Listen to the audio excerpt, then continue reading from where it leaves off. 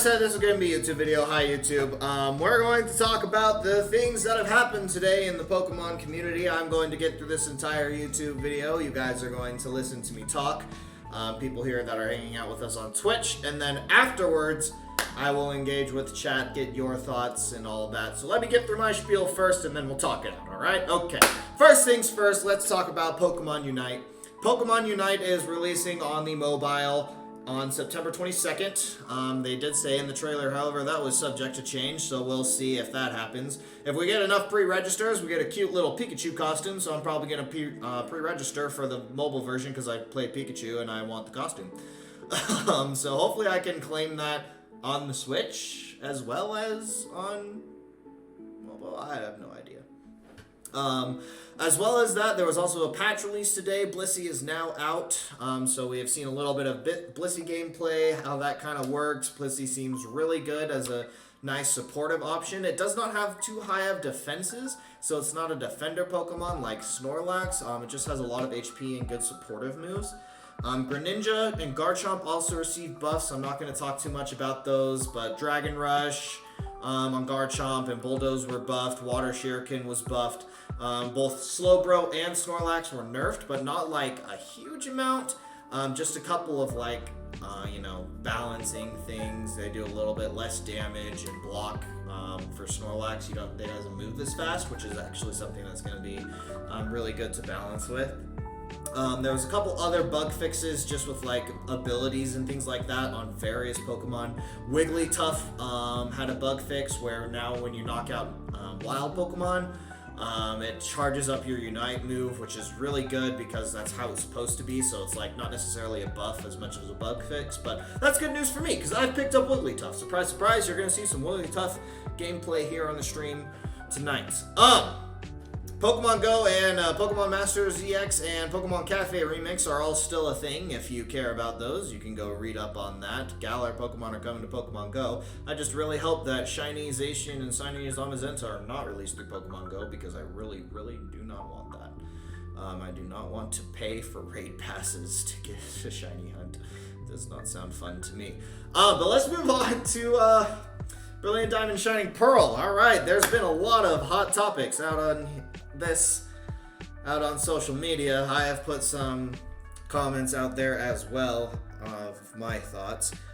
I think it looks great. People asked for a remake. They wanted Diamond and Pearl. They got Diamond and Pearl. I really don't know what there is to complain about. If you follow me on Twitter, go follow me on Twitter. I put out, you know what, let's pull up the tweet. Shall I quote myself really quick? Here's my Twitter. Hot take.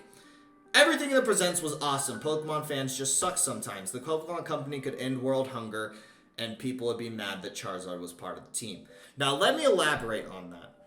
I very much dislike it when Pokemon fans go into presents with a massive amount of expectations. Like I saw on Twitter people predicting Pokemon Conquest for this presents.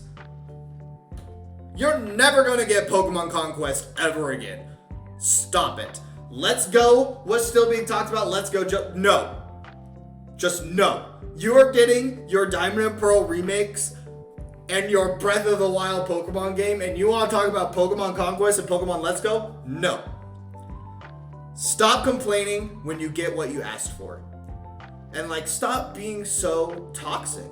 I love the Pokemon community. The Pokemon community is awesome. Pokemon community has some of the most welcoming people. And I know that these people that complain all the time, those hashtag bring back the national dexters, are the minority, but they're louder than the rest of us. So if the rest of us could spread some love and awesomeness in the Pokemon community, I think we could really benefit from that. So there's my hot take. In my last video talking about the presents, I predicted that there would be no Battle Frontier, which we did not see. Still doesn't mean that Platinum Elements are not in the game, it's just not something they talked about this time. I predicted no customizable trainers because ORAS did not have them. I was proven wrong there. We can get our haircuts, we can change our clothes, which is something that I think is really awesome. I wasn't expecting it, but they gave it to us. Pokemon follow us around. I know some people care about that, so I'm going to mention it. Literally, people said Pokemon Sword and Shield was not a good game because Pokemon couldn't follow them. I disagree. I mean, it's just purely a cosmetic feature, same as customizable trainers and the ball capsules we're getting back. Is it a nice feature? Yes. But do we need to complain about it and say the game is not good because it does not exist? No. They even gave it to us in the Crown Tundra and Isle of Armory, and you guys still complain. Shame. Enough about the negativity, though. I think Brilliant Diamond and Shining Pearl are going to be awesome. They will have home connectivity, so I am excited to shiny hunt to see if we can get some like new marks or something. Maybe we'll get the seals to be able to transfer over into Sword and Shield. Nobody knows really yet for sure. So we can have some hopes for the game. You know, we still have months till the release. 3 months, I think, if my math is correct. Until the release, and so we'll just have to wait and see. I almost knocked that over. What happens with that? Now, Legends Arceus looks absolutely amazing. I do not think that we could have asked for anything better. A bunch of missions with completing the Pokedex, new Pokemon forms. Our trainer can take damage. Like, we are literally out here with open world. We have to be careful about our trainer taking damage.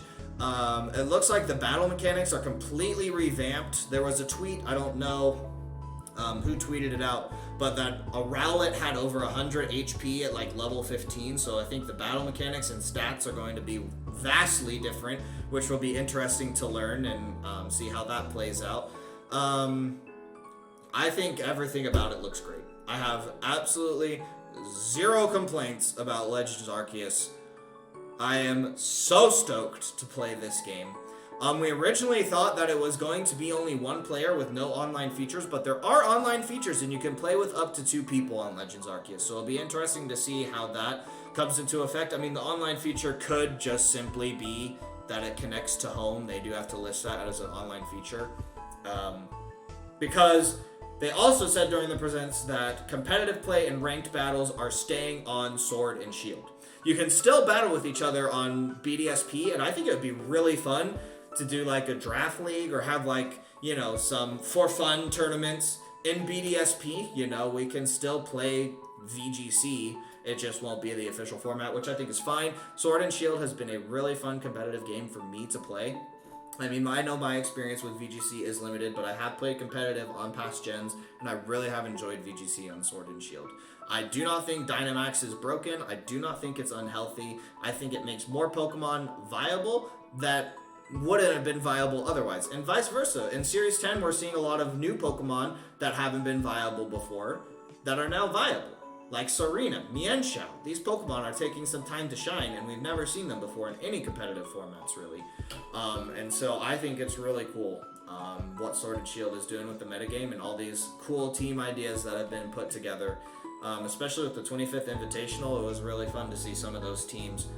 And so I think Sword and Shield has been awesome, and I'm excited to keep competitive play here. Sword and Shield has had about 2 official live events ever since COVID happened. And so I think in 2022, if we can get this all settled, we can start traveling again, playing events. I think the 2022 season is going to be amazing for Sword and Shield. I think the events are going to be really fun. I'm excited to go. I really can't wait. I got vaccinated to play Pokemon. I mean, I got vaccinated for other reasons as well, but that's what I tell people. It's like, I got the vaccine so I could play Pokemon in real life. That's the reason that I got it. Obviously, of course, you know, we get vaccines for other reasons too, but I think it's going to be really fun playing in 2022 on Sword and Shield. I think that's about it that I have to say about the Pokemon Presents and my opinions on, and you know, put my opinions out there on the internet as well. I just want to reiterate one more time, stay positive, guys. You know, Pokemon has one of the best communities. Like, don't tear each other down, bring each other up, be excited for the games. If you're gonna pass on this one, pass on it. You don't have to take negativity out to the internet, all right? Just don't play it. And still, I don't know why you're saying pass it now, because the games aren't out yet. We still haven't seen everything. So keep your hopes up, you know? Keep your hopes up. But I think that's everything I want to say about it. So thanks guys so much for watching. If you're watching it on the live stream, thanks for tuning in with us. If you're watching it on YouTube, don't forget to like and subscribe. comment down below what you think about the Pokemon Presents and all that. And I'll see you guys